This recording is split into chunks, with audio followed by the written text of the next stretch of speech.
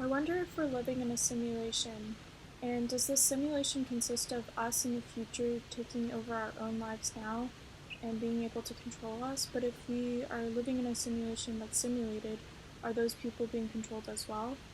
Please hang up and try again. So about 3 months ago, I was scrolling on Twitter when I came upon this post from one of my favorite YouTubers, Kendall Ray, and it said, "I just found out that not everybody has an internal monologue, and this ruined my day." This sent me down a huge rabbit hole of researching different reasons why people don't have an internal monologue and why this is, because I thought my entire life that people have an internal monologue where they hear a verbal voice in their head speaking. That is the way that I typically will think. And so that was what I thought was thinking.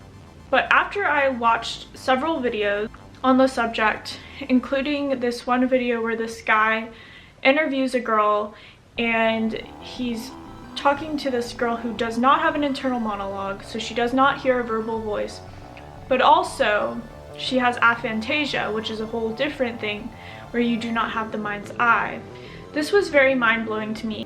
So I actually went to Instagram and I asked people, do you have an internal monologue?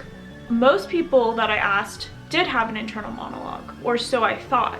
But then when I pressed it further with people, they said, well, I see images in my head and it's like a movie, but there's no dialogue, there's no voices.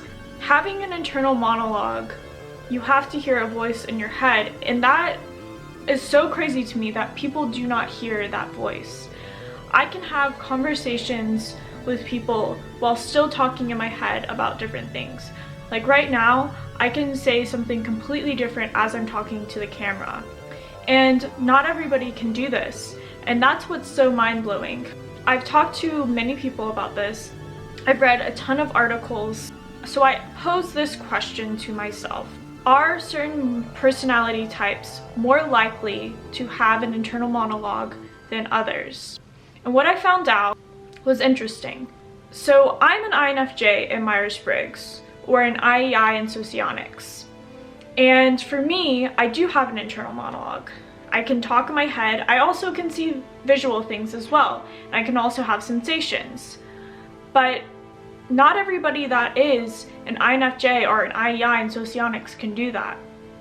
A lot of people that I talk to, some of them have very little internal monologue, / maybe they sometimes have it.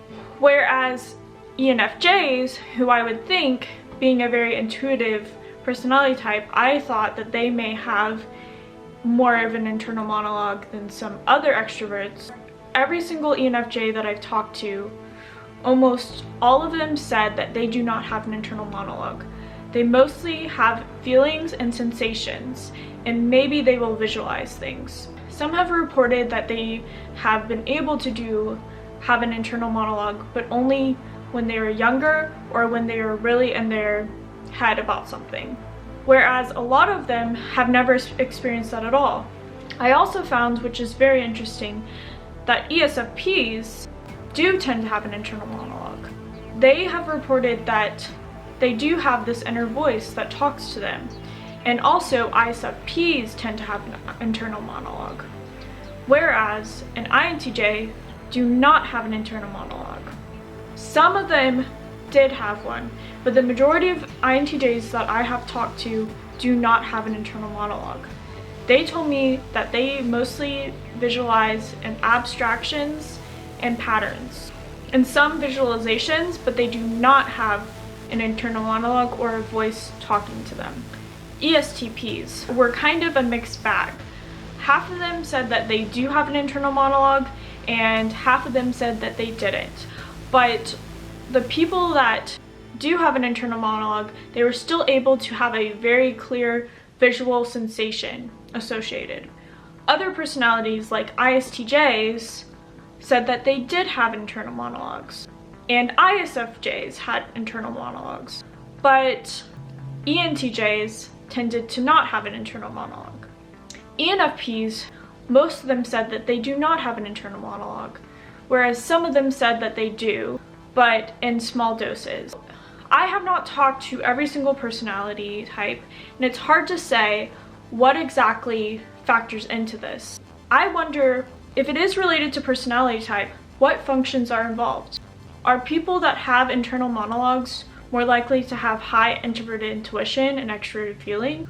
Or are people that don't have an internal monologue higher in sensation or feeling or thinking? I really want to start a conversation about this. I want people in the comments to tell me what personality type you have. And again, this is self-reporting, but it would be interesting to see if the people that have this internal monologue are whatever personality they claim to be. Is it an introversion thing or an extroversion thing? It seems like most extroverts claim to not have an internal monologue, and most introverts claim to have one, or so you think. It seems like really 50-50.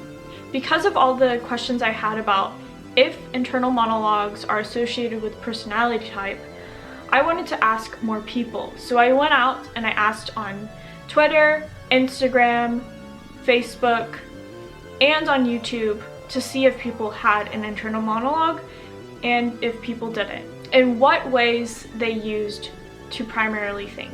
So before I found out that people do not have an internal monologue, I thought that what I'm hearing in my head, that voice in my head, the internal monologue, was my thoughts being vocalized. Whereas when I had visualizations, such as images and movie-like pictures that people claim to have as their primary way of thinking, I didn't really see that as necessarily thinking. It was more imagining, putting myself in that situation. My intuition, or that intuitive feeling, I never thought of that as a thought. I thought of that as like intuition, something that's more innate. But some people claim that that is their primary way of thinking. And also, when it comes to patterns and other abstractions, I saw that as, again, kind of an innate thing rather than a thought process. But it's crazy to me that some people are able to not even have an internal monologue, maybe have very little visualizations, but are able to go through life without these kind of forces. The opposite of that is when humans were first becoming what they are today, when the brain was developing, there was what they called the bicameral mind, which basically is almost an extreme version of having an internal monologue, except for they're unaware that it's them and they think it's a god or some other being telling them what to do. When human beings had this bicameral mind, they thought that when they heard this voice, they thought it was a voice of God. That's how a lot of the earliest religions cropped up, because they thought that this internal voice, this internal monologue, was them being directed by an outside force of what to do. Now, flash forward to today, if having an internal monologue isn't related to personality type, which from my experience so far with asking this, in the grand scheme of things, small pool of people and associating with personality type, whether you have an internal monologue or don't, I have seen a trend within personality types. But because it is such a small pool, I am not sure if that's actually the case and how we would actually be able to determine if personality type is related to having an internal monologue. I think doing brain scans and also cognition tests could definitely help to figure out if personality type was related to having an internal monologue. But because a lot of people are mistyped in the Myers-Briggs type indicator, it's hard to determine whether that personality type is correct or not. So this takes me to the fact that not only do people have different personality types, people are on a different level of consciousness. And I'm not saying that people that have an internal monologue are more conscious than people that don't, because there's so many variations, there's so many in-betweens. Just because you have an internal monologue doesn't mean you can't think other ways. You can think in visuals, you can think in patterns, you can think in code. There's all different types of ways of thinking. But this is so revolutionary in the sense that people really do think so differently. And I think because of this discovery, and I know I'm not the first one to discover this, and I won't be the last person, it really makes me think that we need to change our education system. Not everybody's going to be able to learn in a visual way. Not everybody will learn in a verbal way. There are ways of learning that are a lot more beneficial to some, whereas to others, it may not be very effective. I always knew growing up that I was a very good listener. If I hear something, I'm more likely to remember it rather than having to study it. I can study something, but I found that the best way that I learn something is by listening to something. Whereas for some people, when they see something, they visualize something, it's way more effective. And then there's people, again, that have a combination. So in my search to discover what the tie is between internal monologues and personality type, I decided to reach out to people and see if anybody would like to be interviewed that does not primarily have an internal monologue. I say that because some people have an internal monologue, but it's in a very minor form. Maybe they're able to think of sentences in their head if they really have to make themselves do it, but that isn't their primary form and they don't do it naturally. So I decided to interview Faye. She is an ENFJ in Myers-Briggs or an EIE in Socionics, and I will insert her interview right here. All right, everyone, I'm here with Faye. I did an Instagram poll a little while back, like a few days ago, and I asked people if they have like an internal monologue / dialogue, and Faye said that she doesn't. So I'm very interested to hear basically how she's able to go about in her daily life and how she thinks about things. So I guess the first question is, how do you think about things? What is your thought process like? First things I say to people is that what goes on inside my head is really cinematic. So I always use the word movie because I feel like I see a lot of flashing or hazy, depending. I don't know. They tend to be like fairly vivid visuals that pass through my head. Sometimes there are sound bites, like snippets of conversation I've heard before, or maybe like a piece of something that I would say to another person, like to an audience. But there is no running commentary speech at all. And instead, there's usually just this like vague, abstract understanding of what's happening. And I definitely feel lots of major and minor like eureka sensations in my brain, in my body, that kind of complete a thought before language. So sometimes I can pause a lot in conversation because I have to take the visual, translate it into visual language, like letters and sentences, and then say it. That's really interesting. I mean, I watched this like one interview about this girl that doesn't have an internal monologue, and she was describing it as there's nothing there necessarily. And I've heard different things, like I've heard that abstract stuff. So it's interesting that certain people that don't have an internal monologue, like that girl, she said that she only has like checklists in her head or something. Was this the one that was talking about like her brain is like a filing cabinet? Yeah, I saw that video too. Do you relate to that at all? No. I was watching that video and she struck me as an SI user. Okay. And I would have polar SI, so that was just really strange to me. I do enjoy making lists, but it's absolutely something I have to externalize on paper. Yeah. So you don't hear like a dialogue as in, right now, for example, I can think about something completely different than this conversation. I could even be talking to myself in my head. I do experience like split consciousness, but it's not talking to myself. What is it like? It's mostly visual. Okay.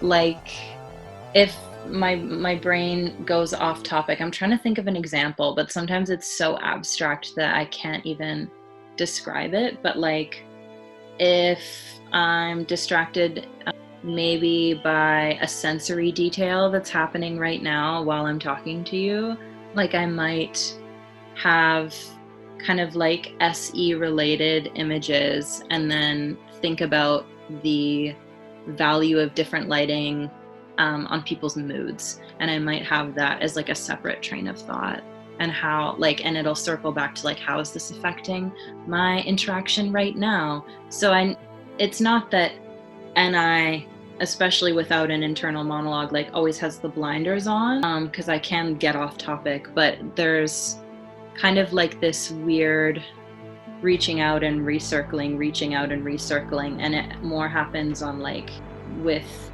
either visual cues from the environment, sometimes auditory ones, not as much, or internal visual cues, visual or auditory.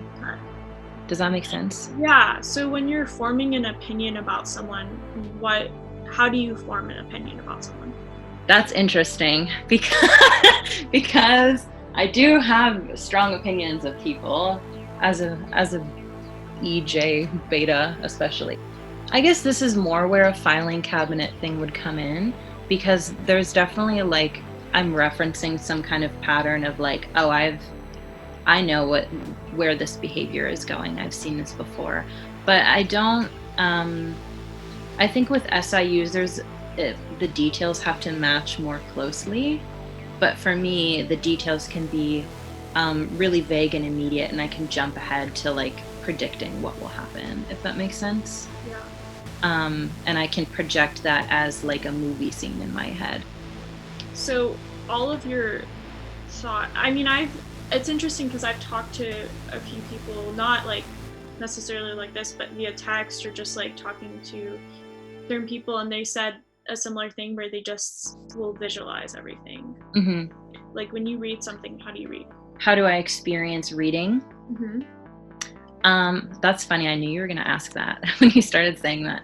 I know a lot of people who test as visual learners. You know, they make you take those types of learning aptitude tests in grade school sometimes, and even people look into that in their spare time. I never necessarily resonated with needing like graphs and pictures. If it was more like tech related, then yes, but for kind of like psychological, conceptual, emotional things, not so much, because I feel like I already have like really rich visual reference cues in my head. So I'll be reading stuff, fiction or nonfiction, and I'm like just picturing this whole scenario go down in my head. It's not as clear and linear as an actual movie. It's a bit more like trippy than that, but yeah, it definitely creates a world that's vivid enough to remove me from the actual outside world if I'm immersed enough in the subject matter. Okay, so I can relate to what you're saying. It's crazy that like there are people out there that can just do things without even visualizing either. It's like, how can you even operate? How does your mind work? So the fact that you visualize, I feel like I can relate to more than say that person. But the thing is, it's like this constant like dialogue as well. So I like it's weird because I have sensations, emotional type feelings, dialogue, everything else, like it's all going on in my brain, and I can't shut it off, like that, especially the dialogue. It's not something that just shuts off unless I'm drunk. Wow, interesting. So it's weird, or like it's just weird that you can't talk to yourself. It's constant talk in your head. It's very forced, and I think it makes executive functioning a lot harder, because with an ADHD diagnosis, like I already, have issues with that. I don't necessarily think that everyone with an ADHD diagnosis has no internal monologue, but for me, both of those things are true. So I think it definitely affects how I therapize myself, you know? I, especially with more SITE type of tasks, I really struggle to give it language at all. But because they don't exist as visual things in my head either, it's almost like they don't really exist for me to access. I don't want to damn myself to that sort of reality forever, but at the same time, like, that's where I'm at right now with those kinds of things. Like, for example, repairing a dishwasher. I can't picture how that works, but I haven't been able to talk myself through that sort of thing either. So I would probably need someone to talk me through it in a way that cues visual images that I can reference, that I can understand. Interesting. So, like, not necessarily the dishwasher task, but if you were to perform a task, like, how would you, in your mind, operate? So how would you approach any task at hand?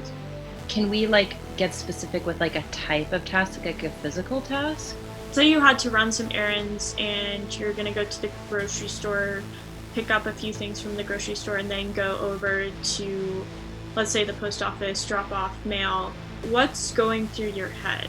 As you said that, I struggled to picture it because it was like, you know, I pictured an exact replica scene of me going to a grocery store in my old town. And then I pictured myself like crossing the street to the post office, and those were like my visual cues for that. So I would need to be able to see it. And I don't see it in third person, like it's in first person always. But I need to be able to picture what it looks like, you know? Mm-hmm. I would have to make a list of the things that I needed, because I would be so overwhelmed by the stimuli in the environment that I would not be able to hold the visual and auditory cues for my list in my head while in the space. Does that make sense? So if I was to say, oh, you need to go to the grocery store, you need to get all of these things, and I listed out so many things, for you, it would be, you would really need to write something down in order to stay on task? Yes, 100%. It's interesting. I mean, for me, it's definitely better because I might forget, but like in my head, I can just, it's like I'm just telling myself, oh, I need this, I need that. Like in movies, when someone, you know, in movies where it's like nobody's talking, but and they're narrating what they're saying. I always thought that was fake. You thought that was fake? Yeah, and I was like, I always thought, wow, I wish that my brain worked like that. I just thought it was like, you know, a cinematic style. I mean, it was meant for, like, it is a cinematic thing, but that's literally how I think all the time. So I have these visual stuff as well, but that's how I think all the time. It's like I'm talking to myself. Like right now, I'm saying so many things in my head that I'm not saying out loud. Wow. No, I can't sustain that kind of thing. I can force it, but what I can do is have internal dialogue better. So I can think of very elaborate, usually when it deals with FE topics like interpersonal conflict, very elaborate things that I plan to say to another person, or that I would in XYZ scenario. And that can be very deliberate and word for word, but without an imagined audience for my speech, the speech isn't there. That's weird. Yeah, I feel like you're not, okay, so I feel like you're not completely void of like an internal monologue or a dialogue. Not entirely, but I would say it's there like at maximum 20%. Wow. It just makes me like even more confused about life and stuff. It's like levels, because I also have done different things on, like, I've asked on Twitter, on YouTube, Instagram, stuff like that, like, do you have an internal monologue sometimes? It's so interesting. And for me, I literally cannot switch it off. I can't switch it off, and I would be forcing it if I was switching it off. So Are there certain things that like supplement your internal monologue or that like trigger it? Oh, well, I guess if it's always there, it's hard to trigger it, but what does it like to comment on, I guess, the most? Anything and everything. Wow. Yeah. So how do you think that relates to your inferior SE? I can really talk myself out of doing things. No, but it's because I will still have those SE visions as well, like again the sensations and stuff. I have a very like vivid imagination. How do you dream? So in color, in first person, always. I think some people dream in third person, but I don't know how like what the ratios are for that. I dream too much. Like I never got a sleep study done because I freaked out and left. I just was really spooked by the process. So maybe one day I will. But I did get an in clinic, like based on interview, diagnosis of narcolepsy. So it's kind of like a working diagnosis right now that I have. And with narcolepsy, you have way too much REM sleep. And that's why you're so tired, is because you're like dreaming way too much. So the average dream is like, I don't know, 7 to 30 seconds or something. But I always knew that my dreams had to be longer because they're so freaking detailed. I do have a lot of, like, my dreams are informed by trauma, and I'm like watching that change and unfold as I do healing work, but they have a lot to do with different levels of interpersonal conflict, and they take place.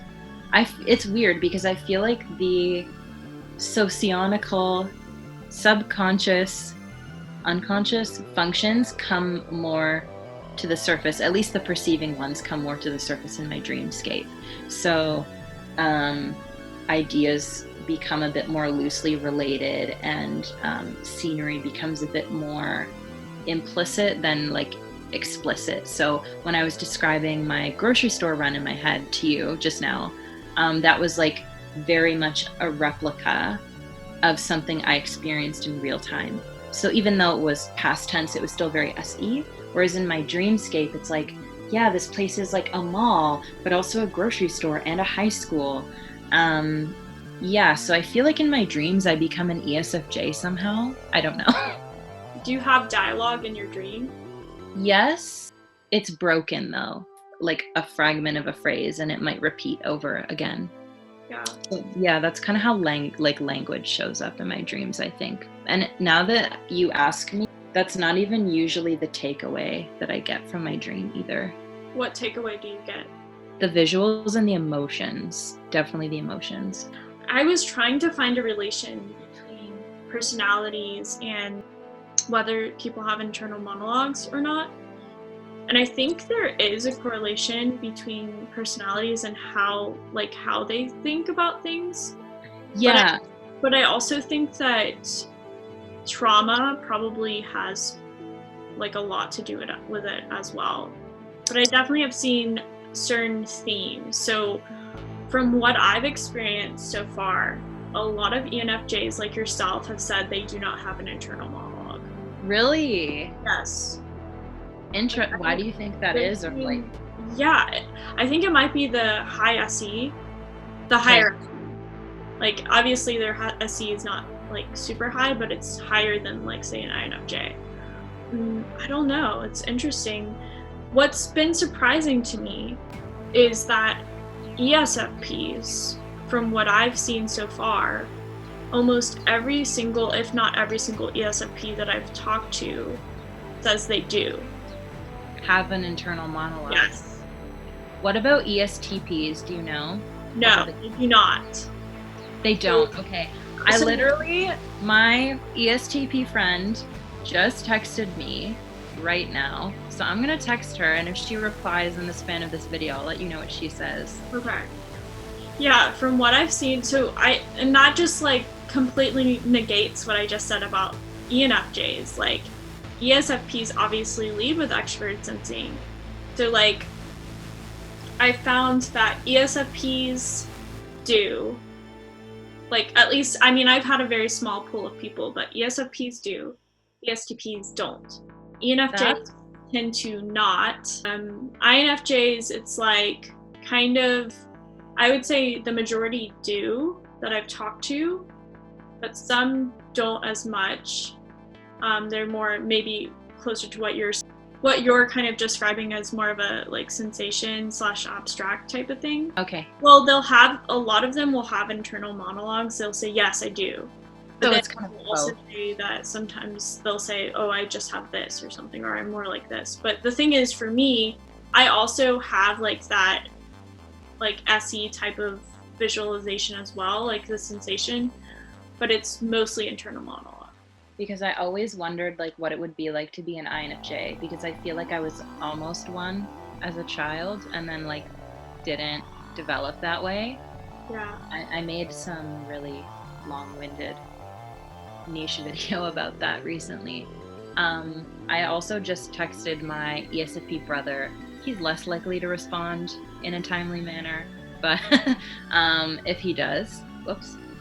So we'll see. Oh yeah. So ESTP friend says yes, she does. Yeah, I always wondered because I went to this intuitives meetup in Toronto. I don't think a lot of people there were typed correctly, but I was interacting with some NI DOMs, probably INTJs, and I noticed myself struggling to keep up a little bit, and you know, that was a blow to my ego, but it's fine. And I felt like I really had to like let go of visual and sensory even more than I already do sometimes when exploring abstraction in order to like keep up with the conversation. But because I don't have an internal monologue, I wasn't really sure like what was going to replace it, if that makes sense. What's very interesting about what you just said about INTJs, a lot of the INTJs I've talked to said they do not have an internal monologue. Something very similar to what you just described, again, a sensation type of, or like abstract. So it's like, oh, it's very interesting. I think it would be interesting to not have an internal monologue because I would just want to get stuff done. But it seems like with the way you visualize things too, it's like you can get maybe caught up with the sensations. And then like for me, I get caught up with the dialogue and sometimes the sensations as well.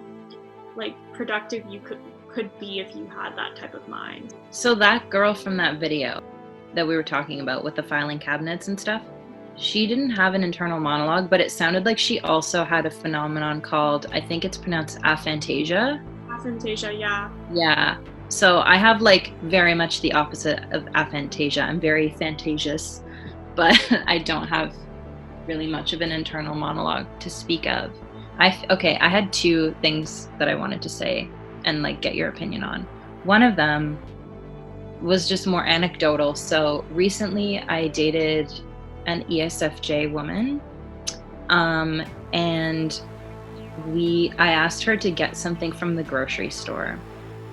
Circling back to the grocery store. And I knew in my head exactly, not exactly, but like pretty good where the items that I needed were, but I didn't know how to translate that into like giving direction. So I was like struggling to give language. So when you introduce spatial to the visual, that removes even more language for me. So I was like, I couldn't be like, yeah, go down this aisle and turn left. So I made her like take a picture of the wall and she was like, I don't see it. And I was like, it's there, because I already knew where it was. I struggle to find stuff on a wall or wherever if I haven't seen it there before, but once I have seen it and like know its location, it's like, that's in the scrapbook now in my head. So you would be pretty messed up if the grocery store just decided to remodel. Oh yeah, that always screws with me every time. So, okay, that's interesting. When it comes to like getting directions to go somewhere. Oh God. Like, how does your brain process? Like, it doesn't. How would you, so if I was to say, all right, Faye, you're gonna drive to my house right now. obviously that would be a really long drive. But Yeah. and I like just told you, oh, this is my address, and I didn't give you any other thing, what would you do? Or if, like, let's say I did tell you directions, how would you like handle that?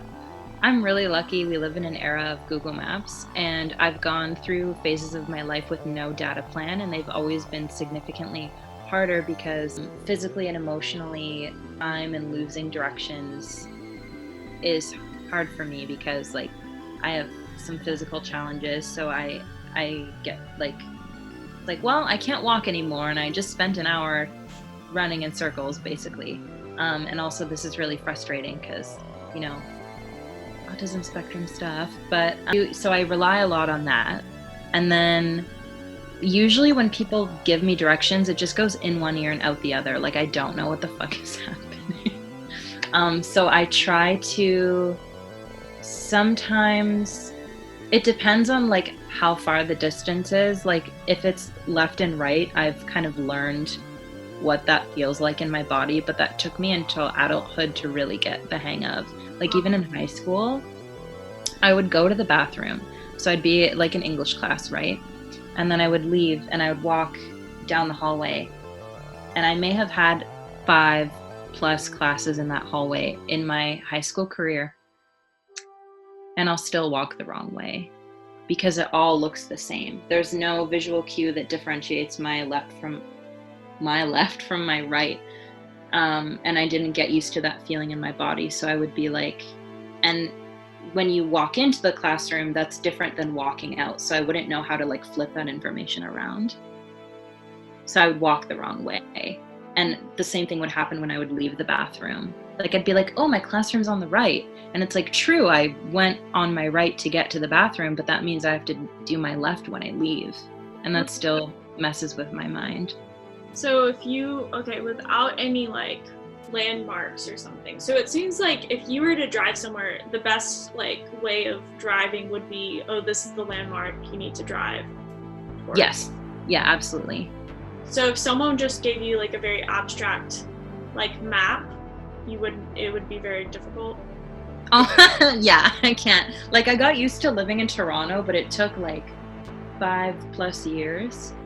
And it's like it's a pretty, except for like Dundas Street, it's basically a grid. So it shouldn't, on the scale of geographical complexity, it's pretty low. But I still had a lot of challenges with it. And I feel like I was just starting to kind of like get the hang of it in the way that, you know, all the other locals did, even though I was like raised in the town next door. What helped me navigate was like taking buses. So I had to know which way north was, but I would still often like, that was still based on landmarks, like, oh, there's the pizza, that's the north end. And I would still often have to tap people on the shoulder, like, is this bus westbound? You know, because I just have I've yet to crack that code. And I bet you one day I'll be like 35 and finally I'll figure it out. But as of right now, it's not there. Okay. So it's not like necessarily that you have a visual map of things. Mm-hmm. Okay. Things have locations, but they all are in a relationship to each other. So once you kind of remove the visual relationship and substitute it with like a system, I fail to implant like a system, I guess. Yeah, that's interesting. If you put me somewhere, I feel like I just have like an internal map of where to go. Really? Yeah. And so like, I can visualize an area, but I don't necessarily need landmarks. It's just like I know where to go and stuff, which I feel like that sounds kind of like someone that wouldn't have an internal monologue. I guess this is outside of that conversation, but it's like I will have like a visual map of things, and I don't get lost very easily. It's funny you say that, because I find that like forcing an internal monologue improves my directional ability. So sometimes I won't have good memory recall for verbal directions because I struggle to translate it into a visual. So if I have like a static representation, so like written directions, which are still verbal, they're just written, instead of oral. That was the word I was going for. So I can read that, translate it into audio, which will kind of cue more of a sense of where the heck I'm supposed to go. I guess back to more like of the internal monologue stuff. Yeah. Do you, like when you're thinking, like when you're conveying a thought, or like besides, I guess, having those conversations, like thinking about an audience, how do you begin to write something? So this is funny because I feel like the audience of this video should know that I am diagnosed with multiple exceptionalities. So that means I scored, when I was tested in adolescence, actually, I scored really high, like really, really high on certain things, and like astonishingly low and even just comparatively low on other things. And they tested these multiple intelligences in that way.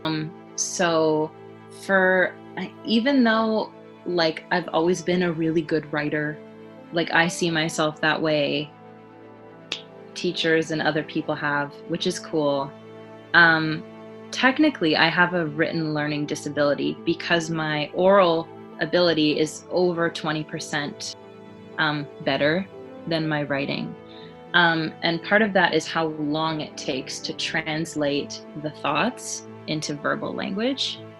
And then when I'm writing, I get visually distracted by words appearing on the screen of the page. And then I'm like experiencing what I'm writing as if I'm a reader, which distracts me from conveying. And it distracts me from the visual picture in my head I need to access in order to convey what I need to say, which is why oral speech is a lot easier for me to explain stuff. So it's a really extensive process for me that's sometimes exhausting, but I can get there. Does that kind of answer? Yeah, like how do words appear on a page to you? Can you elaborate on that? Like, I guess going back to like reading and stuff, so when you're writing something, do you see like a sensation or a pattern to speech and stuff on a page? Or how does it manifest to you? Do you see the individual words, or do you see the structure of the sentence? Oh, no. That's why I find visual poetry so interesting, because I feel like it takes me out of that really automatic, non-mindful relationship I have with words on a page. That girl in that video, she actually struck me as an STJ, probably. I don't know if you agree, but I feel like words just trigger other types of thoughts so quickly that I'm not really experiencing the words as visual forms on a page. Obviously, font and like paragraph structure does impact how I take in the information, but I don't think I'm like thinking about that consciously. Okay. Other than maybe a vague sense of like, whoa, I have to read all that? Frick. And then it's interesting, I haven't mentioned this yet. I do this less now for some reason, but a lot of the times I often see subtitles in my head if I'm imagining speech. Interesting. So you don't necessarily hear it vocalized, you just see it visually? Sometimes a little bit of both, yeah. The audio in my head is it's only clear for really short periods of time. So like with autism, we get this thing called echolalia. So the same clip, the same sound bite will play over and over again in our heads. It's very similar to like getting songs stuck in your head where you only have like the one line going over and over again. Like that happens for us, but it happens more and it's triggered by more phenomenon. So oftentimes I'll be in a conversation and like a movie line will come up in my head and I'll feel compelled to like recite the movie line as a valid response to what you said. And there are definitely periods in my life. I find with like the medication I'm on, now that I think about it, it doesn't happen as much. Like I actually have a memory of me and my friend. She was probably, I don't know what personality type she was, definitely an SENI user, but she was very observant about people's quirks, and we were like sitting on my bed, and she was like, I told her that I sometimes like read or see words in my head as I'm talking, and she was like, yeah, I see you reading when you talk, because my eyes scan back and forth like this. And then in MBTI community, especially with Alex and Calypso, that really like popularized this kind of typing, like that's known as like an eye movement. So now I'm not The eye toggle. yeah, the toggle, like I toggle extensively. So now I'm curious as to like how much that has to do with language. Yeah, I don't know, because I think I do that as well, but I'm not visualizing words in my head. I'm literally hearing it in my head. Does your internal voice sound like the same as your voice in your head when you talk out loud? Yes. Really? Yeah, it sounds like my voice. Does it ever sound like anyone else? I mean, I can make it sound like someone else, but like, it just automatically sounds like myself. Do you think that that's why some people hate the sound of their voice recorded? Because they're so used to that? Maybe. Because I'm uncomfortable with a lot of things about my body. We're working on it. But one thing that's never bothered me is my recorded voice. Yeah, I feel like I just need to, it's like I want to ask more people about these things, because I feel like there's even more people that are just like have so many different ways of like thinking about things, because the way I think is just very, I feel like, different than certain people, and vice versa. Yeah, my ESTP friend responded. Let's see more. I want to see what she said. She says that she pictures things in her head really vividly, insanely vivid dreams that follow accurate timelines like a movie. But yeah, she does have an internal monologue, and she talks to herself in her head unless she needs to envision something, basically. So that definitely follows like at least the beta pattern. What does she mean by like envision something? I guess, you know, if you were to task her with like, hey, can you go to the store, pick up this stuff, and go to the post office? That would be my guess. Like in order to complete something. Aphantasia thing, that aspect of everything is what's the missing link of all of this. It's like that's what makes it even more crazy to like not have an internal monologue when you can't visualize. I guess everything would kind of exist as sensations and abstractions. Oh, I remember the other like topic question I wanted to kind of like bring into the scope to tie it together. So when a lot of people are talking about like whether or not they have an internal monologue and how they experience like cognition, free terms, do you think that there's like a cognitive difference between emotion and like just physical feeling? Oh, for sure. Yeah, I totally think so. I think your emotions and the feelings that you sensationally feel do not always correlate, and actually in a lot of ways they tend to not. Like not actually. So you can be experiencing something physically or emotionally displeasing that also is physically pleasing. You know what I mean? Yeah. Yes. It's like, there's certain things that just do not like compute, like, or connect. How does emotion tie into your cognition for you? Like how do I Like, how does it relate to your internal monologue or feed into it, I guess? Oh, yeah. So again, my internal monologue is almost constant. So I feel like for me, it's very easy for me to get into a depression. Because I can have constant negative thoughts and weird conspiracies and just other things that are like, again, a dialogue going on in my head. Plus, I can also visualize things and have these sensations as well in my head as well. So it's like all these things are happening.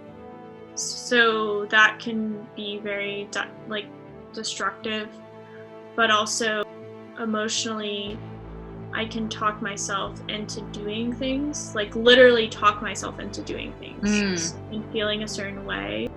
I don't know. Does that make sense? It does make sense. And this was a thought I had earlier but got sidetracked.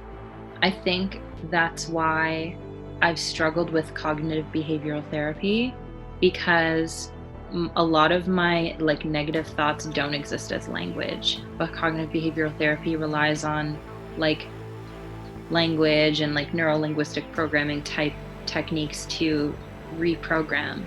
And because I don't have a lot, like I don't rely on language super heavily internally, a lot of my thoughts are way faster than language. So I feel like I could have like 10 different negative thoughts before I could even get out 3 words. So it brings up this unique challenge of like, okay, this is the landscape we're on mentally. Like, how do we navigate this, you know? Yeah. And I wonder how we can, this is gonna sound so ENFJ, I don't care. I wonder how we can use this understanding of people who have less or no internal monologue to help them improve their thoughts as per mental health. Well, I was just gonna say, it's like so fascinating how many people probably think so differently. Yeah, I feel like I'm gonna be that person right now. Let us know in the comments. Yes. Yeah, I'm genuinely interested in hearing the differences. So obviously, I'm not an expert on this. I don't have a degree in neuroscience. I am just someone that is very fascinated by the subject. The fact that we are on different levels of consciousness, the fact that we actually all think in a very different way, even aside from personality theory, it has brought me to this sense of really wanting to understand more. And there's so much more I could talk about with this, but I don't want to make this video way too long because I already know that it's going to be long. So let me know in the comments below what your personality type is, or at least what you believe your personality type is, and if you have an internal monologue. And if you don't have an internal monologue, how do you think? Do you think in visuals? Do you think in sensations? Do you think in patterns? Or something else? It is extremely fascinating, and I really want to understand people more and for people to come together on this. So let me know in the comments below, and if you like my videos, please subscribe to see more, because I'm going to put more videos out like this and other videos related to personality theory and psychology. Bye guys!